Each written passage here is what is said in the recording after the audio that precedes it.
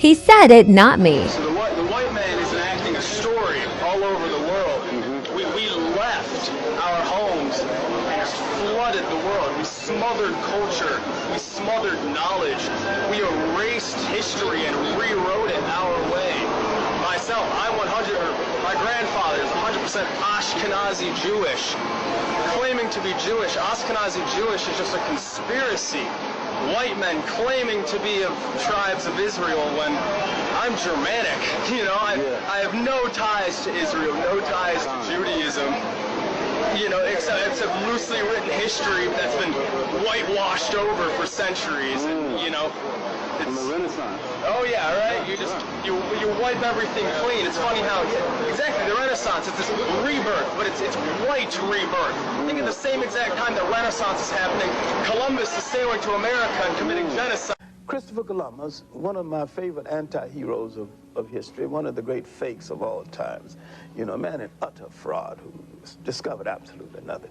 But Christopher Columbus said, as man and boy, I sailed up and down the Guinea coast for 23 years. Now, mangling with African sailors, he learned that there was a world out there, and he learned how, from African sailors, how to come to the so-called New World. When he arrived in the New World, he found Africans doing business with the Indians and minted corn. Christopher Columbus knew he discovered absolutely nothing. And the whole world has made a hero out of this fake. And among the Western heroes, I don't know a bigger fake than Christopher Columbus, who welched on his debts and who enslaved the very people who had befriended him, fed his crew, cleaned his ships, showed them how to make hammocks so they can swing in the breeze other than lay on these filthy floors. That it was Christopher Columbus, after the wholesale destruction of the Indians, who suggested the enslavement of the Africans. So he went to Father Bartholomew de las Casas, who went to Rome and made it official. History is a lie. How did William Shakespeare, famous English poet, playwright, and actor, describe himself in the early 1600s? From the autobiography of Shakespeare, a fragment, page 57 and 58, quote, I had some good and dear and trusty friends in London, and made merry with them for nigh to a week together. There were Ben Jonson, a witty and scholarly and a merry rogue, who was very close to my heart, and John England, an honest man, and Edward England, as honest as John, but shy and pale, and Edward Sholton, he who bought my third play, and Will Shakespeare. That was I, a small, dark man with great eyes, whom the women loved not a little, but who loved them not too much, and who was not seldom called the little Jew boy, or the little Jew from the Midland counties, which made me to fume with anger, for I knew not then, as I did afterwards, that my grandfather, Thomas the Little of Utrecht in Holland, had been born a Jew. In this autobiography, Shakespeare describes himself as a small, dark man. He speaks of his younger years when he was called a Jew boy, and reflects upon this filling him with rage, because he didn't know he was actually of Jewish descent, his grandfather being a Sephardic Jew from Holland, what we call today the Netherlands. We have covered in previous videos that Jews in Europe were mostly from Spain and Portugal, and were described being very dark of complexion. This time I will provide another piece of literature pointing to this fact. From the Detroit Jewish News, Friday, December 5th, 1969. Quote, fascinating. Mulatto Jew story in Marcus' new work. In 1668, Boston reported the arrival and arrest of a Jew named Solomon. He was caught in the town of Wenham, Mass, on his way to New Hampshire and Maine. His crime? He had profaned the Lord's Day by traveling on a Sunday. Who was Solomon? All we know is that he was described as a mulatto Jew. But was he actually a mulatto? The Englishmen of that day thought of the Jews as a dark-skinned people. In 1665, 3 years before Solomon was hauled before the magistrates in Wenham, a respectable Portuguese Jew on Jamaica, a landowner, was referred to as a black Jew. Tawny people were dark-skinned. Benjamin Franklin believed that most of the world was tawny, and he included in the category not only Africans, Asians, and American Indians, but also Italians, French, Russians, Swedes, and all the Germans except the Saxons. The Saxons and the English he wrote in 1751 are the principal body of white people on the face of the earth. End quote. This newspaper makes us question our previous understanding of the word swarthy, as it says tawny people were dark-skinned. We believed, based on this definition on this etymological dictionary published in the early 1700s, that swarthy was a word used to describe a range of melanated skin tones, tawny and dusky meaning light brown and brown, while black or dark meaning a dark brown complexion. However, these words don't seem to be representing a spectrum. They are, in fact, synonymous. They mean the same thing, meaning a swarthy person is simply someone with a dark complexion. The amount of European monarchs and nobles described as swarthy is astonishing. We intend to make videos about all of them, so stay tuned for those. Anyway, back to Shakespeare. Shakespeare's grandfather, being a Jew from Holland, presents us with the perfect opportunity to continue the story of the Iberian black Jews after the exile. From The Jews and Moors in Spain, page 218, quote, "Many of the Portuguese Jews settled became prosperous in the Indies, in southern France, and in Hamburg. Others settled in the Netherlands and became especially prosperous in Holland.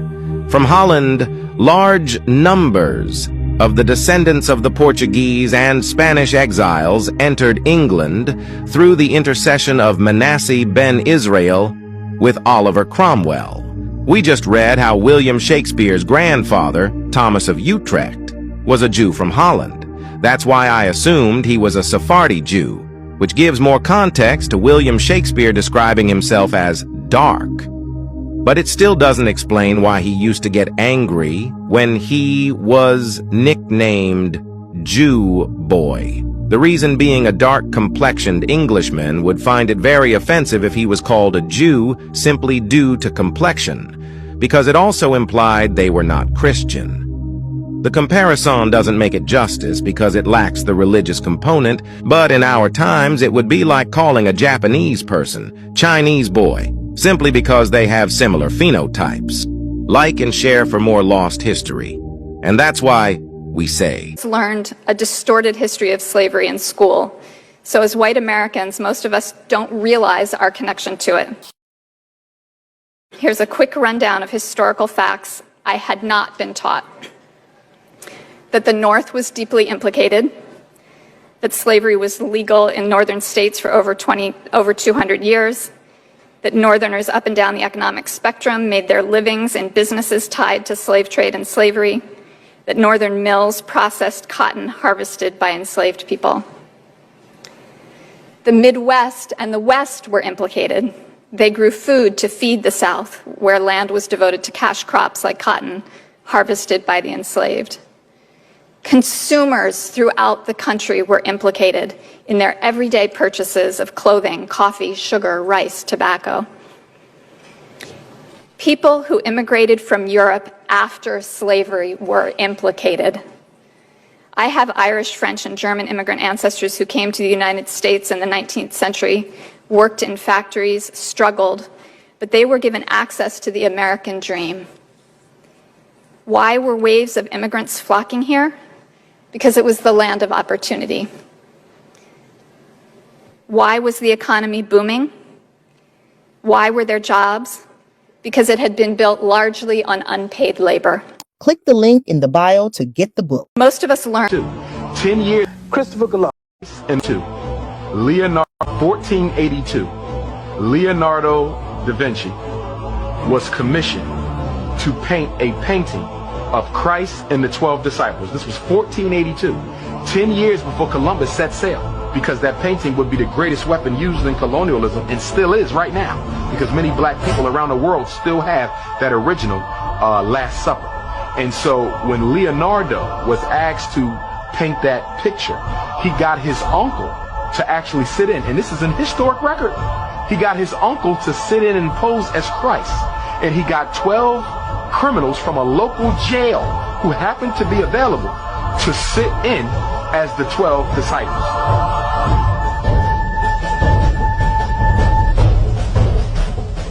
The only Says salvation doesn't lie in skin tone, sister. It's in the blood.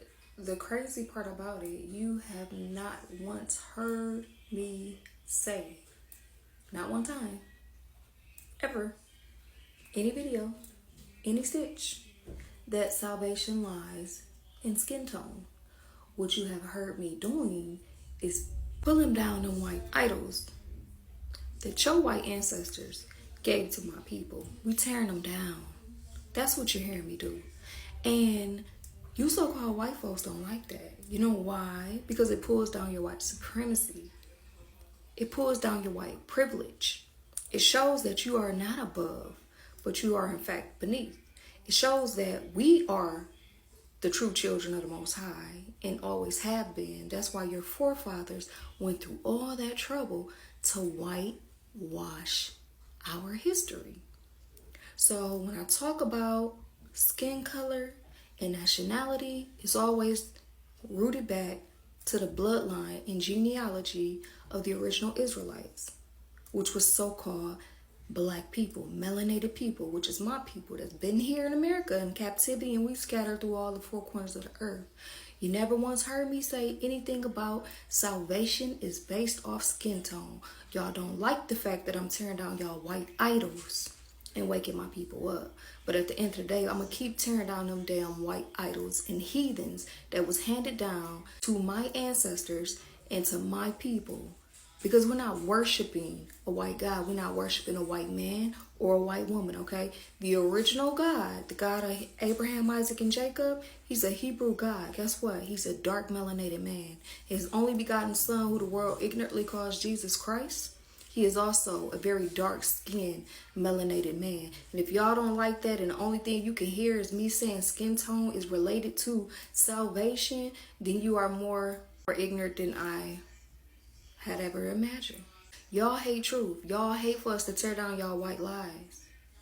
Because y'all want nothing more but to keep them white idols and that white privilege and that white supremacy, what my people look to feel like they are somebody. But the devil is a lie. We tearing it down. And at the end of the day, so-called black folks have always been the original people, okay? We are the original Israelites. Them people over there in Israel, those are not the true Israelites. They're not the real Jews, okay? Jew is short for Judah. And it ain't even Judah because J's just got invented as Yahuda, okay? And Yahuda's got woolly hair and dark melanated skin.